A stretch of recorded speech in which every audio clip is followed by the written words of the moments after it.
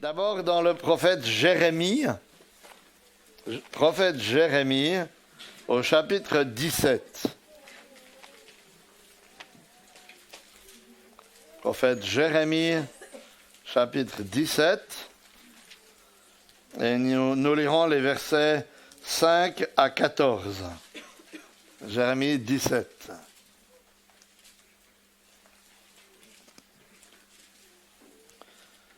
Ainsi parle l'Éternel. Maudit soit l'homme qui se confie dans un être humain, qui prend la chair pour son appui et qui écarte son cœur de l'Éternel. Il est comme un genévrier dans la steppe, et il ne voit pas arriver le bonheur. Il habite les lieux brûlés du désert, une terre salée et sans habitants. Béni soit l'homme qui se confie en l'Éternel, et dont l'Éternel est l'assurance. Il est comme un arbre planté près des eaux, et qui étend ses racines vers le courant. Il ne voit pas venir la chaleur, et son feuillage reste verdoyant. Dans l'année de la sécheresse, il est sans inquiétude, et il ne cesse de porter du fruit. Le cœur est tortueux par-dessus tout, et il est incurable. Qui peut le connaître? Moi, l'Éternel, j'éprouve le cœur, je sonde les reins, pour rendre à chacun selon ses voies, selon le fruit de ses agissements. Comme une perdrix qui couvre ce qu'elle n'a pas pondu, tel est celui qui acquiert des richesses injustement. Au milieu de ses jours, il doit les quitter, et au moment de sa fin, il n'est qu'un insensé. Il est un trône de gloire, élevé dès le commencement. C'est le lieu de notre sanctuaire. Toi, l'espérance d'Israël, éternel. Tous ceux qui t'abandonnent seront dans la honte. Ceux qui s'écartent de moi seront inscrits dans la poussière, car ils abandonnent la source d'eau vive, l'Éternel. Guéris-moi, Éternel, et je serai guéri.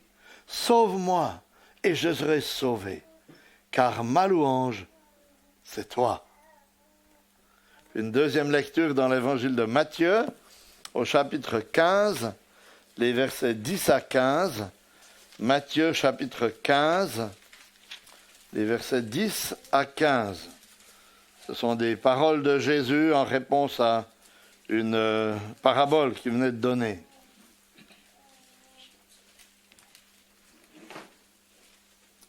Pardon, 10 à 20. Ouais. Jésus appela à lui la foule et lui dit, « Écoutez et comprenez. Ce n'est pas ce qui entre dans la bouche qui rend l'homme impur, mais c'est ce qui sort de sa bouche. C'est ce qui rend l'homme impur. » Alors ses disciples s'approchèrent et lui dirent, « Sais-tu que les pharisiens ont été scandalisés d'entendre cette parole ?» Il répondit, « Toute plante qui n'a pas été plantée par mon Père céleste sera déracinée. Laissez-les. Ce sont des aveugles qui conduisent des aveugles. Si un aveugle conduit un aveugle, ils tomberont tous deux dans une fosse. » Pierre prit la parole et lui dit, « Explique-nous cette parabole. » Et Jésus lui dit, « Vous aussi êtes-vous sans intelligence? Ne saisissez-vous pas que tout ce qui entre dans la bouche va dans le ventre, puis est jeté dehors à l'écart? Mais ce qui sort de la bouche provient du cœur, et c'est ce qui rend l'homme impur. Car c'est du cœur que viennent les mauvaises pensées, meurtres, adultères, prostitution, vol, faux témoignages, blasphème. Voilà ce qui souille l'homme. Mais manger sans s'être lavé les mains, cela ne rend pas l'homme impur. » Puis une dernière lecture dans la deuxième épître de Pierre, presque tout à la fin de notre Bible, au chapitre 1er, et nous lirons les versets 3 à 11. 2 Pierre 1, versets 3 à 11.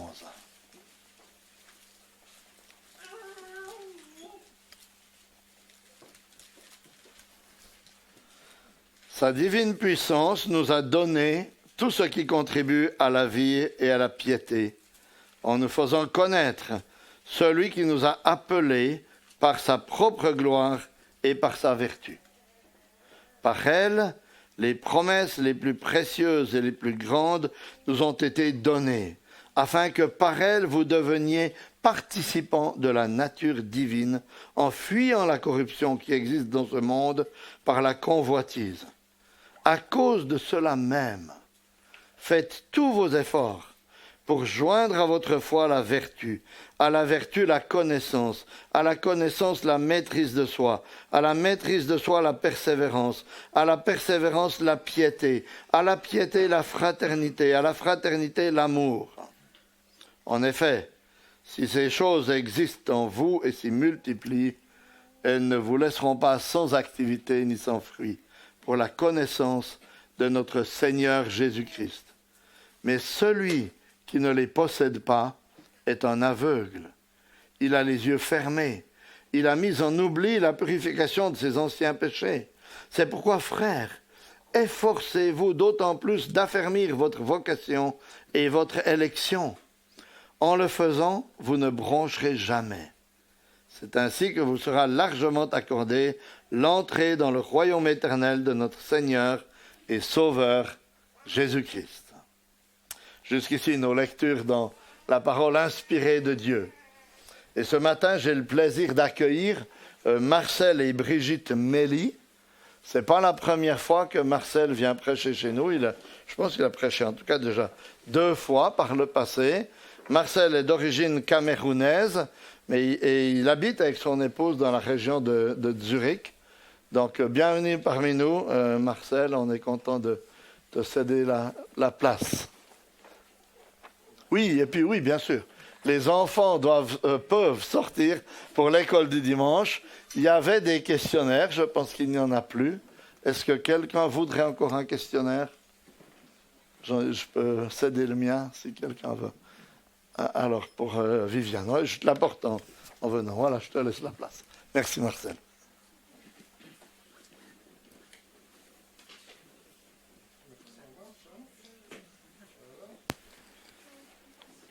C'est bon, David, j'espère. Et puis enlève le masque, sinon vous ne m'entendrez pas.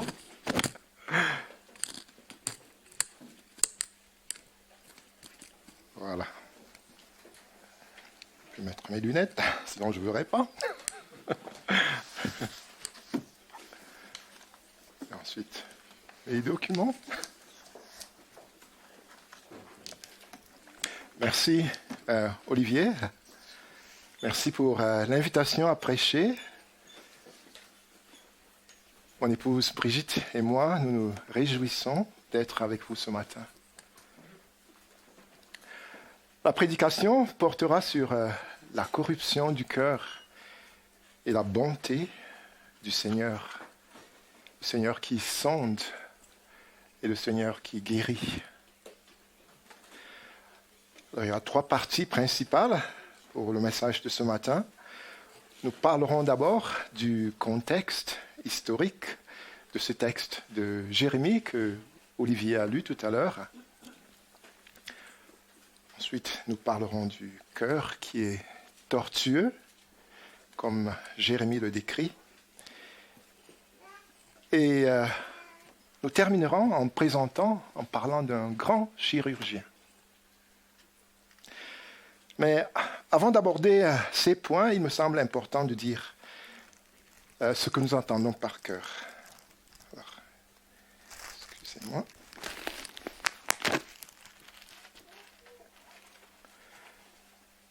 Alors, nous ne parlons pas ici de la pompe physique merveilleuse qui se trouve dans notre poitrine et qui distribue le sang dans notre corps. Mais nous parlons d'une espèce de tour de contrôle où nos décisions personnelles sont prises. Beaucoup plus qu'un simple centre d'émotion. Alors la Bible parle beaucoup du cœur.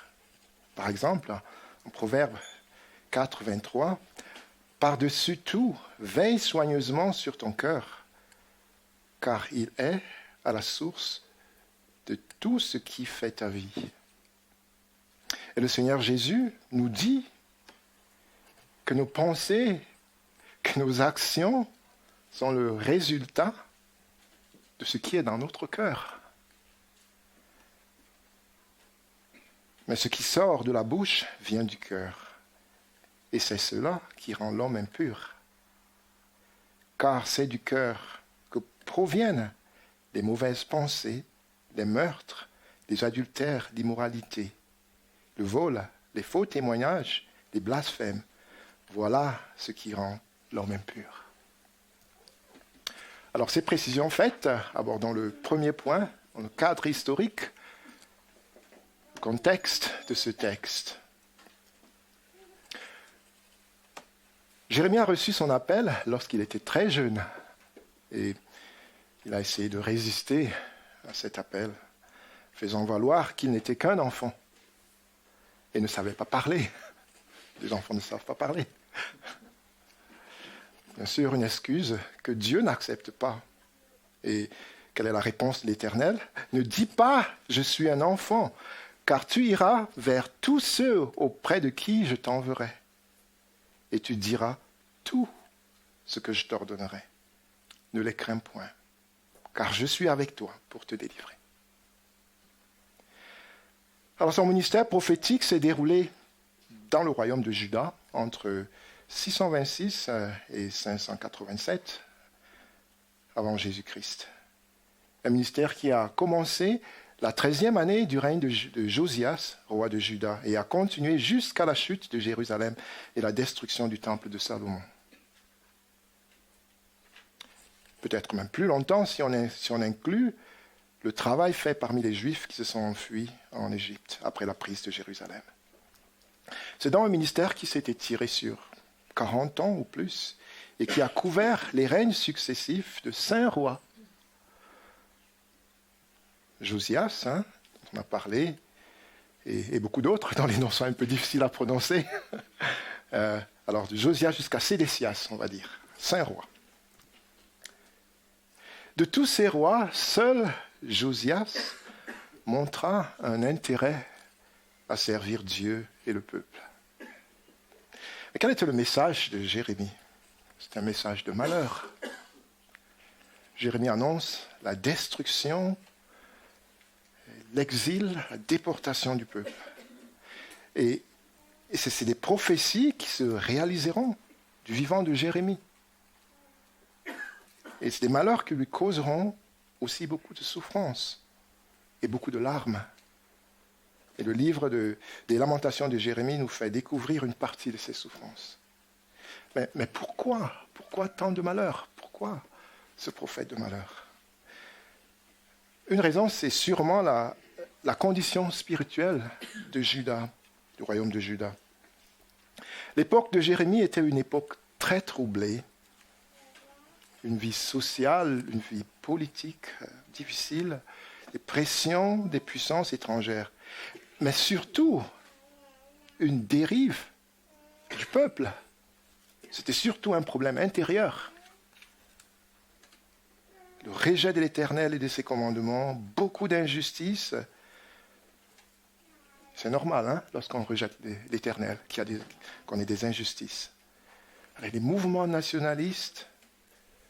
Alors, les réformes religieuses qui avaient été commencées par Josias se sont vite éteintes, laissant place aux horreurs des pratiques païennes qui avaient longtemps été cultivées et encouragées par Manassé, le grand-père de Josias.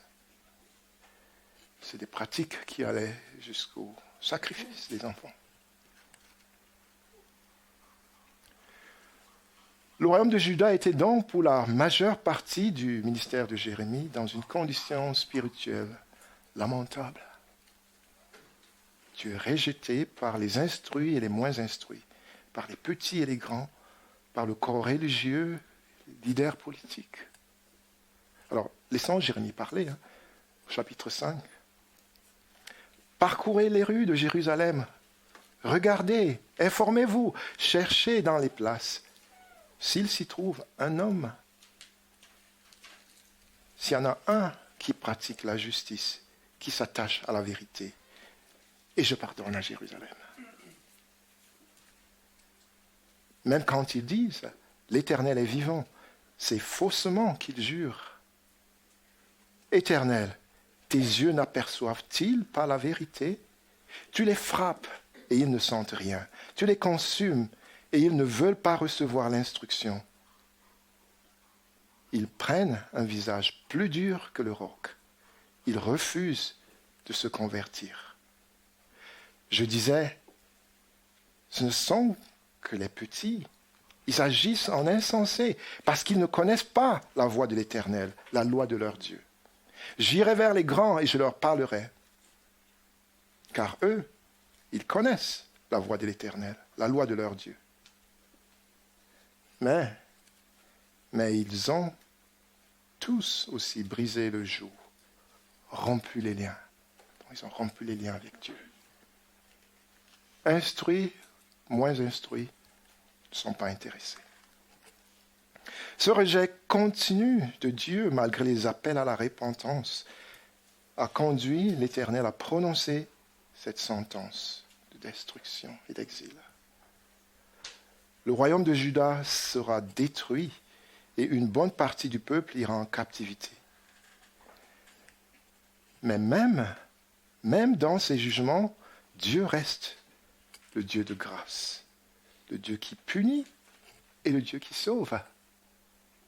La captivité sera limitée et l'idolâtrie sera rejetée. Jérémie n'est pas seulement un prophète de malheur. Dans son appel, Dieu lui dit ceci. « Regarde, j'ai t'établi aujourd'hui sur les nations et sur les royaumes pour que tu arraches et que tu abattes et pour que tu ruines et que tu détruises. » Mais il ajoute, pour que tu bâtisses et que tu plantes. Donc il n'y a pas que la destruction et les ruines, mais il y a aussi bâtir, il y a aussi construire. L'Éternel juge, oui, mais il sauve aussi, et il guérit aussi. Alors nous allons parler maintenant du cœur corrompu. En regardant ce texte de Jérémie.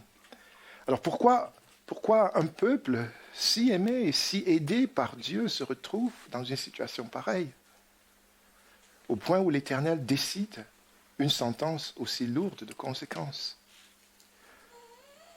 Le texte de Jérémie que nous avons lu nous donne des éléments de réponse. Un texte qui parle d'un mal profond, un mal très profond. Et dans ce texte, nous avons deux catégories de personnes. Celles qui sont qualifiées de bénies et celles qui sont qualifiées de maudites.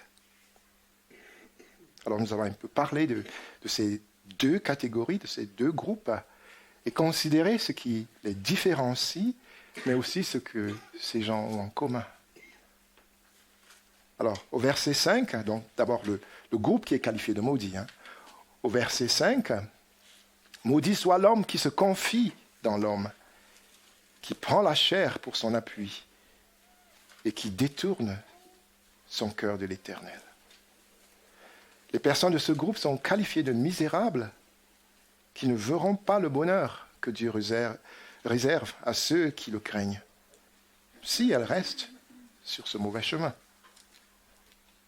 C'est des insensés qui ne jouiront pas de ce qui a été acquis injustement. Ne porteront pas des fruits que l'Éternel attend. Notons qu'ici il s'agit d'une confiance qui détourne de l'Éternel. Donc ces gens rejettent l'Éternel. Ils ne donnent pas gloire à Dieu. Le second groupe, qui est qualifié de béni, au verset 7, « Béni soit l'homme qui se confie dans l'Éternel, et dont l'Éternel est l'espérance. » Nous voyons que ce verset est pratiquement opposé à l'autre. Ces personnes sont comparées à un arbre dont le feuillage reste vert et qui porte du fruit. Ses racines plongent dans la source d'eau vive qu'est l'Éternel. Et la sécheresse n'est pas à craindre. Elle arrivera peut-être, la sécheresse, il y aura des difficultés. Mais la source d'eau vive est toujours là. Et c'est l'Éternel qui est leur espérance. Et dans ce groupe, il y a probablement Jérémie et le petit nombre de ceux qui mettent leur confiance en Dieu à cette époque. Parce que Dieu reste aussi dans le royaume de Juda. Ce reste connaît des moments difficiles. Donc, on essaie de tuer Jérémie, l'emprisonner. Mais l'Éternel le soutient, comme il a promis.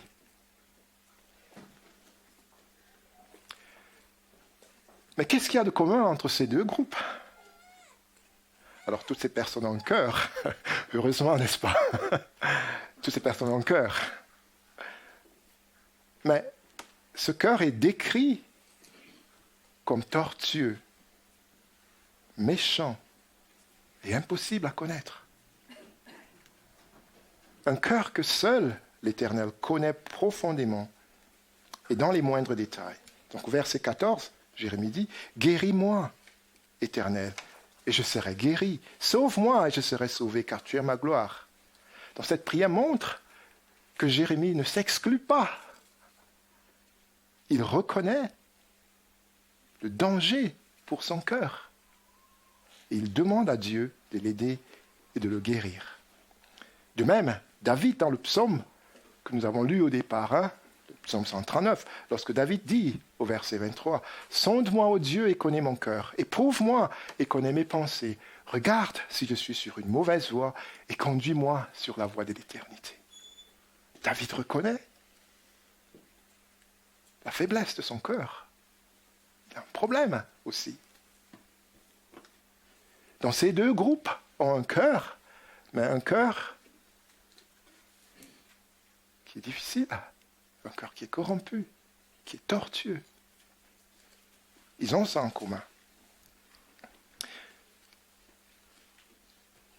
Vous vous demandez peut-être qu'est-ce que cela veut dire, faire confiance en l'homme ou en d'autres choses. Alors voici quelques exemples, 2 exemples du temps de Jérémie et un exemple dans le Nouveau Testament. La confiance dans la force militaire. Alors, certaines personnes dans Juda mettaient leur confiance dans la force militaire de leurs alliés. Le roi de telle ou telle autre puissance nous protégera. Il fallait donc agir, créer des alliances avec tel ou tel qui était puissant sans se soucier de l'Éternel. Leur confiance était dans les chevaux ou les chars des alliés, dans leur politique étrangère, dans leur nationalisme, oubliant que c'est Dieu qui décide du sort des batailles, oubliant comment Dieu, par le passé, les a à maintes fois sauvés. En qui mettons-nous notre confiance? Un deuxième exemple, il y avait des faux prophètes au temps de Jérémie. Et beaucoup de leaders étaient opposés au message de Jérémie. Pour eux, tout était en ordre, pas de jugement. Pourquoi? Ils mettaient leur espérance dans le temple, dans la présence du temple. Dieu est dans son temple, le temple est parmi nous. Donc, Dieu est avec nous. Et nous sommes en sécurité. Tant que le temple est là, nous sommes en sécurité parce que Dieu est dans son temple. C'est logique, n'est-ce pas? Ça paraît logique. Donc ces personnes se comportaient comme elles voulaient, et ensuite, elles allaient au temple faire des sacrifices. Alors, écoutons ce que l'Éternel leur dit, par exemple au chapitre 7 de Jérémie. Ne vous livrez pas à des expériences trompeuses en disant « C'est ici le temple de l'Éternel, le temple de l'Éternel, le temple de l'Éternel. » Quoi?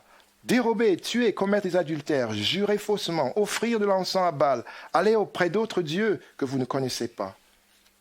puis vous venez vous présenter devant moi, dans cette maison sur laquelle mon nom est invoqué. Et vous dites, nous sommes délivrés. Et c'est afin de commettre toutes ces abominations. Est-elle à votre Dieu une caverne de voleurs, cette maison sur laquelle mon nom est invoqué? Je le vois moi-même, dit l'Éternel. Alors l'Éternel voit toutes ces choses, cette hypocrisie, et il dit au peuple que la présence du temple ne les sauvera pas. Il n'y a pas de lieu, il n'y a pas de rites spéciaux qui remplacent l'espérance en l'Éternel. Et Dieu leur donne un exemple. Hein. Si vous continuez dans le chapitre 7, il parle de Silo et ce qui s'est passé. Comment cet endroit a été détruit. Un troisième exemple, cette fois dans le Nouveau Testament. Donc, c'est le Seigneur Jésus qui donne cet exemple. Alors, voilà 2 hommes qui vont au temple pour prier. Le premier, c'est un pharisien, donc un homme religieux, bien versé dans la parole de Dieu, et probablement bien instruit. Et le second, c'est un publicain, donc un homme de mauvaise vie. Alors le pharisien prie, et il parle à Dieu, et ça c'est une bonne chose, hein, de prier, de parler à Dieu. Mais que dit-il? Alors, c'est dans le chapitre de Luc, hein, c'est dans l'évangile de Luc au chapitre 18.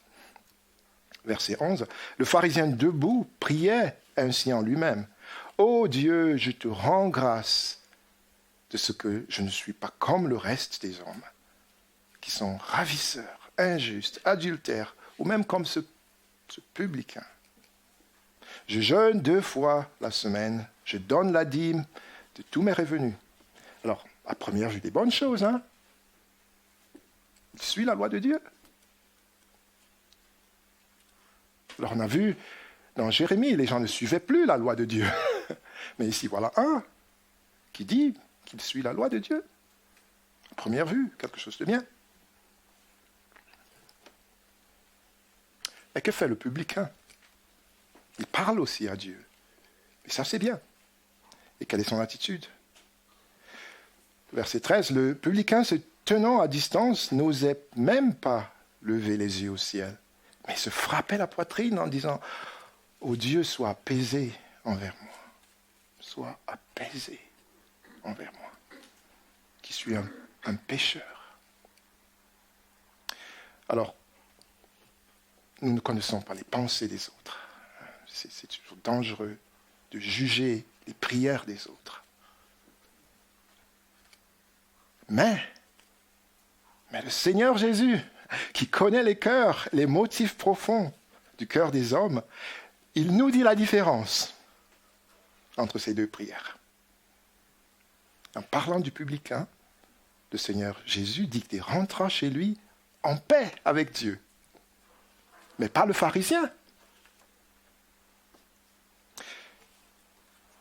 Verset 14 du chapitre 18 de Luc. Je vous le dis, celui-ci, dans le publicain, descendit dans sa maison justifié plus que l'autre, car quiconque s'élève sera abaissé, et celui qui s'abaisse sera élevé. Ce qui nous échappe, nous, c'est le cœur du pharisien. Pourquoi il fait cela?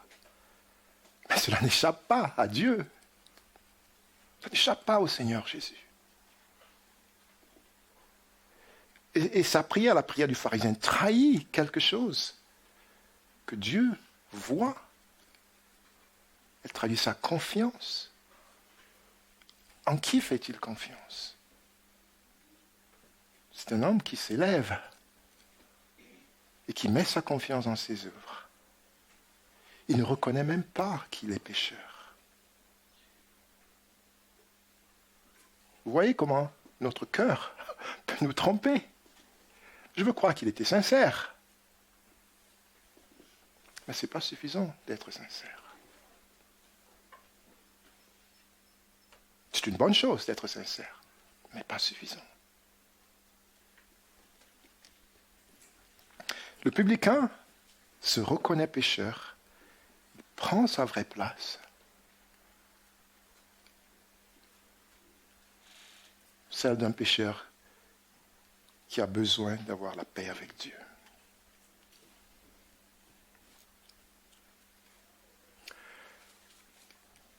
Nous connaissons aussi, alors ça c'est un autre exemple, hein. Nous connaissons aussi la semaine où le Seigneur Jésus a été fait prisonnier, jugé, crucifié. Et il a été amené devant les leaders religieux qui l'ont jugé. Et le grand prêtre, il a posé une question et Jésus a répondu. Il a déchiré ses habits, le grand prêtre. Scandalisé, il était scandalisé. Moi, je veux croire qu'il était sincère, le grand prêtre.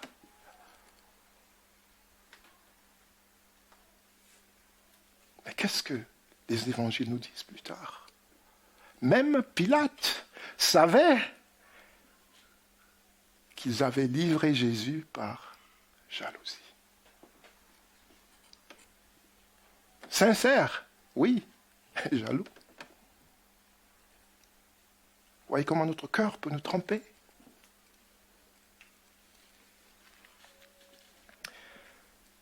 En qui ou en quoi mettez-vous votre espérance? Est-ce dans votre force, vos idées, vos diplômes, votre travail, vos parents, vos enfants, vos amis, votre nation, votre santé, votre parti politique, votre Église, votre ministère des Affaires étrangères, votre président, vos lectures régulières de la Bible, vos prières régulières ou pas, votre présence régulière au culte, vos dons, votre générosité, votre réputation, et c'est une liste qui est longue. Ces choses ne sont pas nécessairement mauvaises. Et beaucoup de ces choses sont bonnes. Mais quelle est notre motivation? C'est bien d'avoir des gens sur lesquels on peut s'appuyer. Hein? On dit de ne pas mettre sa confiance dans l'homme. Alors, nous sommes venus par voiture ce matin et mon épouse conduisait. Et oui, je lui ai fait confiance. mais nous parlons ici d'une confiance qui détourne de l'Éternel, où on refuse de voir le Dieu qui nous a fait et le Dieu qui nous jugera.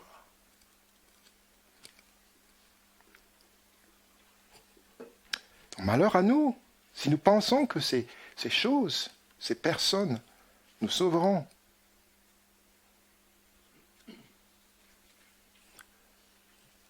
Sonde-moi, ô Dieu, et connais mon cœur. Montre-moi ces recoins cachés, une motivation que parfois je ne connais même pas. Et conduis-moi dans la voie de l'éternité. Alors Jérémie fait un diagnostic. Le cœur est tortueux. Tortueux par-dessus tout. Il est méchant. Qui peut le connaître? Alors, quelque chose est tortueuse lorsqu'elle fait des détours. Quelque chose de fourbe, qui manque de franchise. Dans notre cœur, manque de franchise et nous trompe.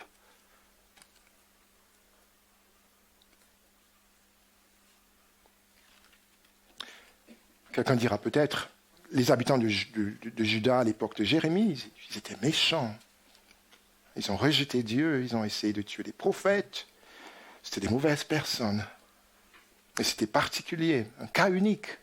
C'est peut-être pas le cas pour nous aujourd'hui.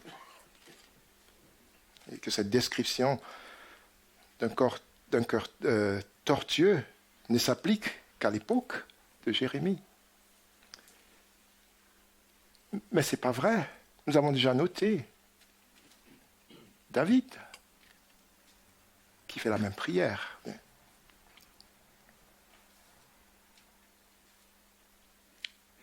Ce n'est donc pas une condition qui ne s'applique qu'à ceux que nous décrirons égoïstement, à tort ou à raison, comme plus méchants que nous.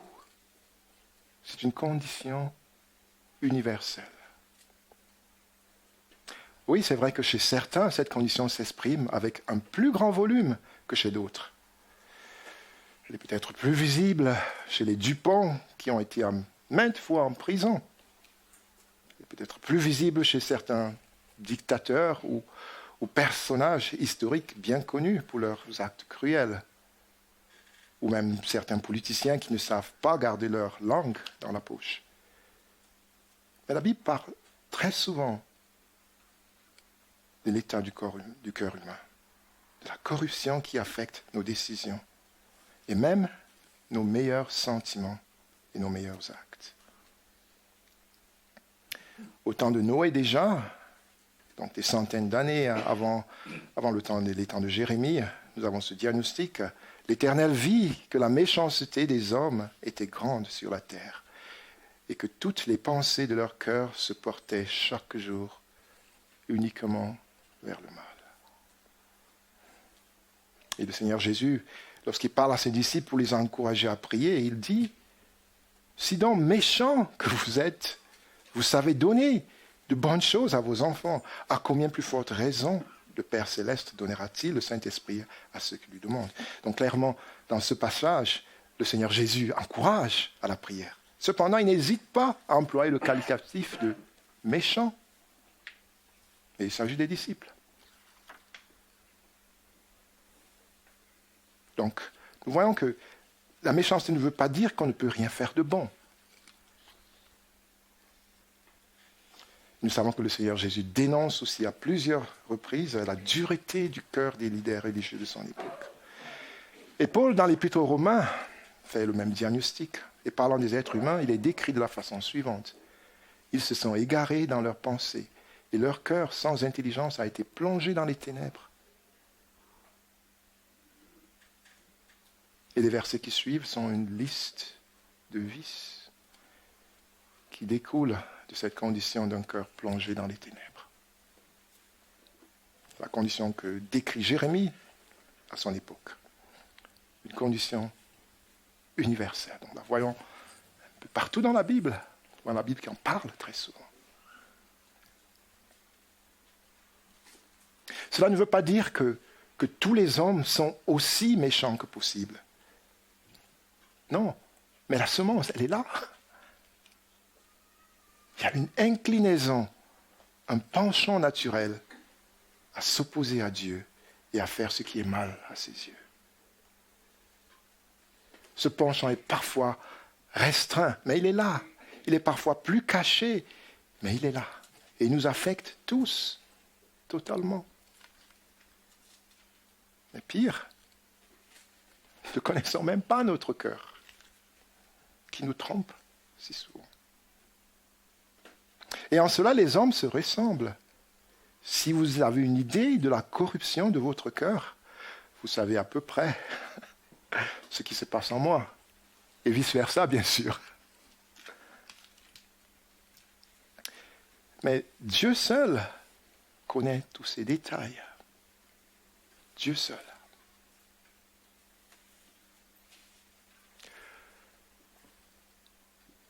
Donc nous avons une maladie de cœur.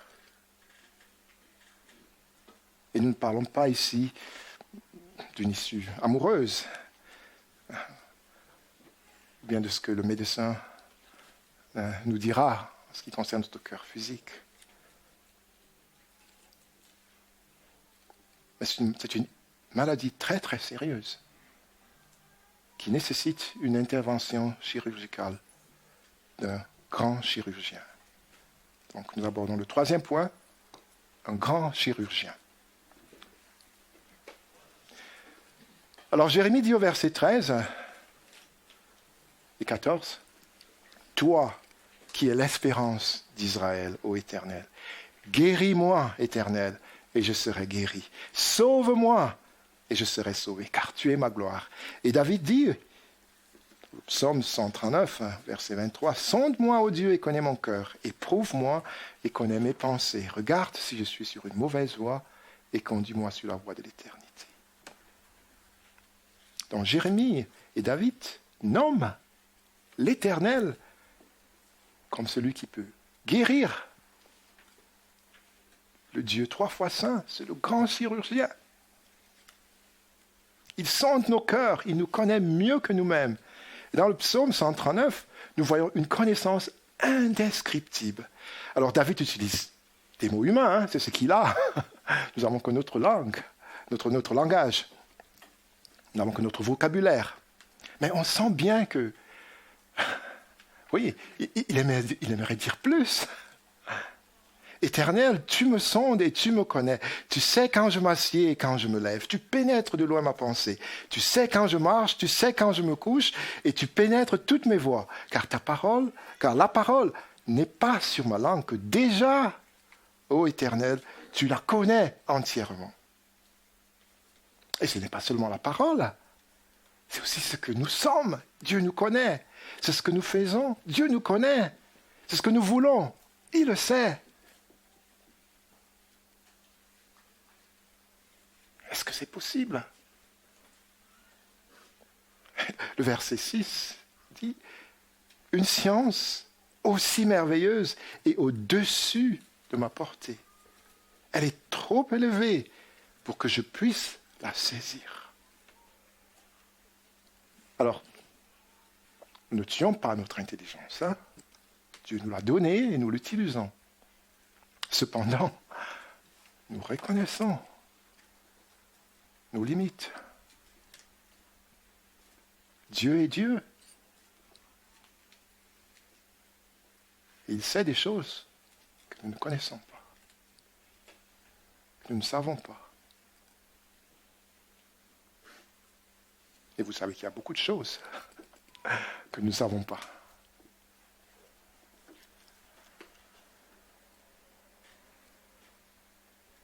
Que voulons-nous cacher à Dieu? Nos actions, nos cœurs, où voulons-nous nous cacher? L'obscurité, la mer, même le séjour des morts ne suffisent pas. Il est partout. Il sait tout. Je peux vous cacher beaucoup de choses. Je peux cacher certaines choses à mon épouse, mes enfants, mes parents, mes supérieurs hiérarchiques, mon médecin, mon pasteur. Nous pouvons cacher des choses à notre système de justice, hein? Ou bien à la sécurité sociale.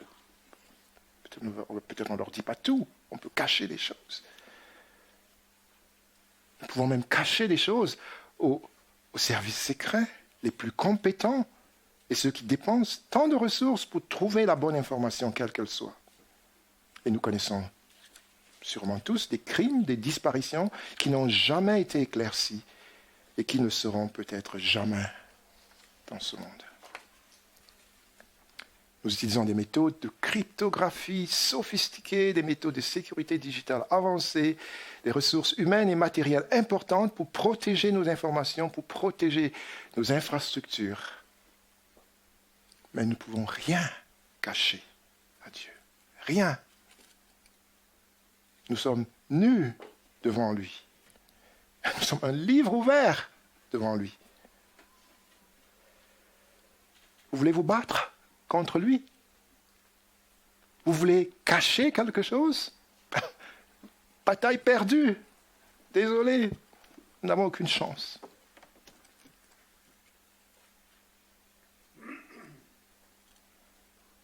Une telle bataille est perdue d'avance.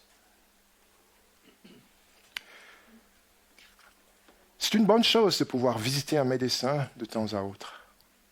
Mais quand sommes-nous allés chez le médecin des âmes la dernière fois pour lui demander de sonder nos cœurs et de nous diriger, de nous montrer ce qui s'y trouve, de faire une perquisition et nous montrer les détails.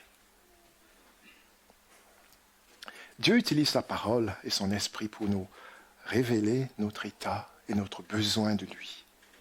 Non pas pour nous détruire, mais pour nous conduire à la repentance et à la guérison pour nous conduire au vrai bonheur.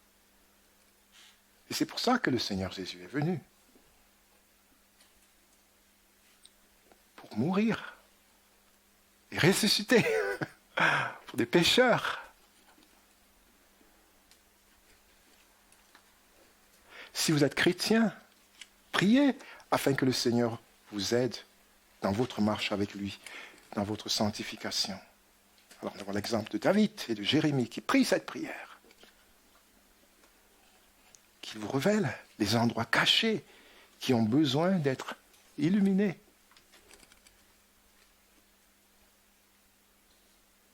Qu'il vous donne, comme Paul dit dans l'Épître aux Philippiens, la paix de Dieu qui surpasse toute intelligence et qui gardera vos cœurs et vos pensées en Jésus-Christ. Que l'objet de nos pensées soit tout ce qui est vrai, tout ce qui est honorable, tout ce qui est juste, tout ce qui est pur, tout ce qui est aimable, tout ce qui mérite l'approbation, qui est vertueux et digne de louange. Et si vous n'êtes pas chrétien, le Seigneur Jésus dit en parlant de ceux qui sentent le poids de leur cœur tortueux, ceux qui sont en bonne santé n'ont pas besoin de médecin. Ce sont les malades qui en ont besoin. Ce ne sont pas les justes, mais les pécheurs que je suis venu appeler à changer, dit le Seigneur Jésus. Il a le grand chirurgien qui est venu sauver ceux qui se savent pécheurs et dont le cœur est corrompu.